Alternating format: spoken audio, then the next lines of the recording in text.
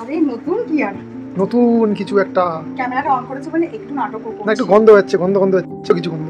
এটা এই চিকেনগুলোকে একদম স্লাইড মানে হালকা কোটিং করে ভেজেছি।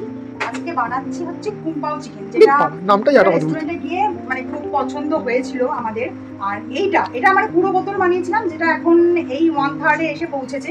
এটা হলো চিলি গার্লিক অয়েল, এটা স্পেশালি বানিয়েছিলাম আমি এই কুম্পাও চিকেনের জন্য, কিন্তু অন্যান্য বিভিন্ন রান্নায় দিয়ে দিয়ে শেষ হয়ে গেছে।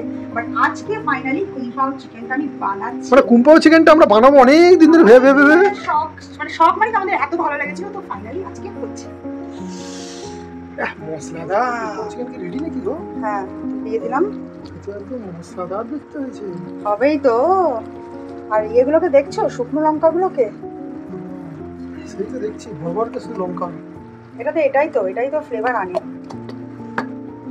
হ্যাঁ, সেই টেস্টি রান্না বাড়া শুরু হয়ে গেছে। এবার মুখের মধ্যে যাওয়ার সময় হয়েই এসেছে। এইসব একদিনই, ঠিক আছে? আবার মোটামুটি 2 মাস পর বানাবো, মনে থাকে জানো কারো।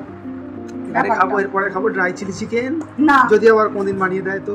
সঙ্গে এই একটা একটা করে পরোটা এতগুলো ভাজতে কত কষ্ট করতে হয়েছে তোমার কোনো আইডিয়া? আমি তোমাকে হাতে হাতে ভেজে দেবো।